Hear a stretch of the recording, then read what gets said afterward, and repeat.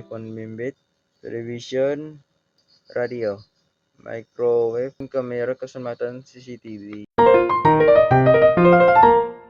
Pertama, cahaya tampak atau cahaya yang boleh dilihat.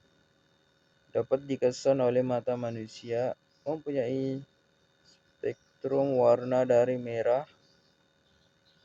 frekuensi rendah panjang, gelombang lebih panjang, hingga ungu. Frekuensi tinggi panjang, gelombang lebih pendek. Kedua, gelombang inframerah. Tidak boleh dikesan oleh mata manusia tetapi boleh dirasakan sebagai haba. Digunakan dalam kawalan jauh, kamera inframerah, dan pemanas inframerah. Yang ketiga, gelombang radio. Digunakan untuk berkomunikasi jarak jauh seperti radio, television, telepon bimbit, dan wifi. Boleh melintas jarak yang jauh, menembusi halangan seperti bangunan. Terbagi kepada beberapa kategori berdasarkan frekuensi seperti gelombang panjang (LF), gelombang sederhana (MF), gelombang pendek (HF), gelombang ultrapendek (VHF), dan gelombang mikro. Kamera keselamatan CCTV berfungsi melalui beberapa komponen dan proses asas yang bekerja bersama untuk menangkap sebarang image atau video. 1. Kamera. Kamera menangkap image atau video boleh berfungsi dalam keadaan siang dan malam dengan bantuan LED inframerah untuk penglihatan yang lebih jelas. Lensa mengumpul dan memfokuskan cahaya pada sensor kamera. 3. Sensor image.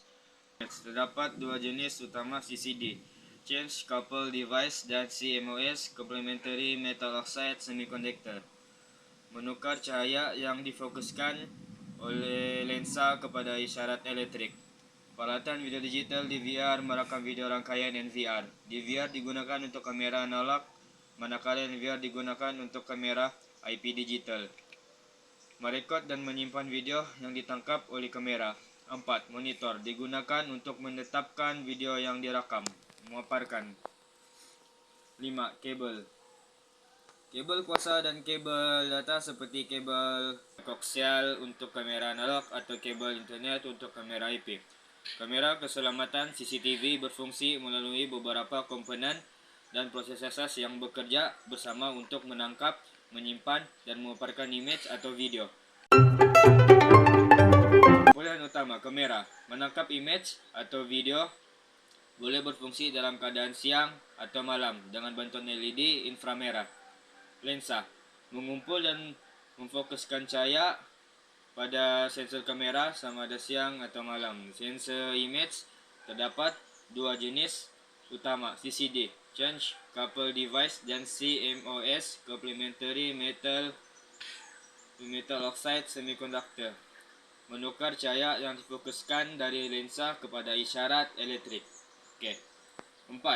Rakam video digital DVR, perakam video rangkaian NVR. DVR digunakan untuk kamera analog, manakala NVR digunakan untuk kamera IP. Merekod dan menyimpan video yang menangkap oleh kamera. Monitor digunakan untuk memaparkan video yang direkam. 6. Kabel. Kabel kuasa dan kabel data seperti kabel koaksial untuk kamera analog atau kabel internet untuk kamera IP. Penangkapan image. Kamera menangkap cahaya yang dipantulkan oleh objek dalam kawasan. Pemantauan lensa kamera memfokuskan cahaya ke sensor image. 2. Penukaran cahaya kepada isyarat elektrik. Sensor image CCD atau CMOS menukar cahaya yang difokuskan kepada isyarat elektrik. Isyarat elektrik ini mewakili image atau video. 3. Pemrosesan layar isyarat elektrik diproses dan elektronik kamera untuk menghasilkan video. Dalam kamera analog, video dihasilkan dalam format analog seperti NTCS atau PAL. Dalam kamera IP, video dilakukan kepada isyarat digital dan dihantar melalui rangkaian.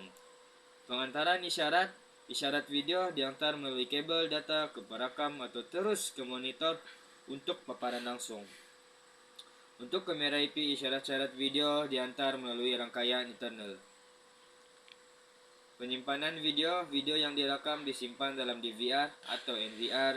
Penyimpanan boleh dalam bentuk cekera keras dalaman atau penyimpanan awan untuk aksa jarak yang jauh. Paparan video. Video yang direkam boleh dilihat secara langsung pada monitor atau diakses kemudian dari DVR dan NVR. Pengguna juga boleh mengakses video secara jarak jauh melalui aplikasi mudah alih atau perisian komputer jika sistem menyokong akses rangkaian. Penggunaan inframerah. Pengilatan malam. Kamera dilengkapi dengan LED inframerah untuk menangkap video dan image pada siang hari atau malam. Kesimpulan, kamera keselamatan CCTV adalah sistem yang kompleks tetapi berfungsi secara efisien melalui proses penangkapan image, penukaran isyarat, pengantaran penyimpanan, dan paparan video untuk menghasilkan keselamatan dan pemantauan yang terkesan serta lebih mudah untuk diakses. Akses. Anjay. Perbaikan komunikasi jarak jauh digunakan dalam siaran radio, televisyen dan telefon bimbit. Penembusan boleh menembusi bangunan dan halangan lain. Dan gelombang ini flexibility digunakan dalam berbagai aplikasi seperti Wi-Fi, Bluetooth dan komunikasi satelit. Burukannya ialah gangguan, terdedah kepada gangguan isyarat daripada peralatan yang lain. Dan seterusnya keselamatan. Isyarat tanpa wayar boleh dipintas dan dieksploitasi. Angker. Dan yang akhir sekali, keperluan tenaga. Beberapa aplikasi memerlukan kuasa yang tinggi untuk penghantaran isyarat yang kuat. Perlukan bateri, kabel. Pada aplikasi ketiga-tiga gelombang elektromagnet ini, kita dapat banyak manfaat yang mencerminkan kepelbagaian dan kepentingan mereka dalam kehidupan seharian dan teknologi moden. Yang pertama, cahaya tampak. Cahaya yang boleh dilihat. Manfaatnya ialah penglihatan dan pencahayaan. Cahaya tampak adalah asas bagi penglihatan manusia dan haiwan. Yang kedua ialah gelombang inframerah.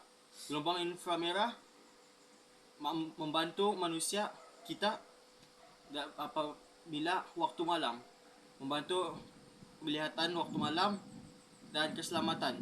Kamera inframerah digunakan dalam CCTV dan peralatan pengawasan untuk memantau kawasan dalam gelap. Yang ketiga ialah gelombang radio. Penting untuk komunikasi tanpa wayar seperti radio, televisyen, telefon bimbit dan komunikasi satelit, navigasi dan radar. Kesimpulannya, aplikasi ketiga-tiga gelombang elektromagnet ini menunjukkan betapa pentingnya mereka dalam kehidupan moden dan dari komunikasi dan hiburan hingga keselamatan dan navigasi. Gelombang elektromagnet memainkan peranan yang kritikal dalam memastikan dunia kita berfungsi dengan lebih baik dan efisien.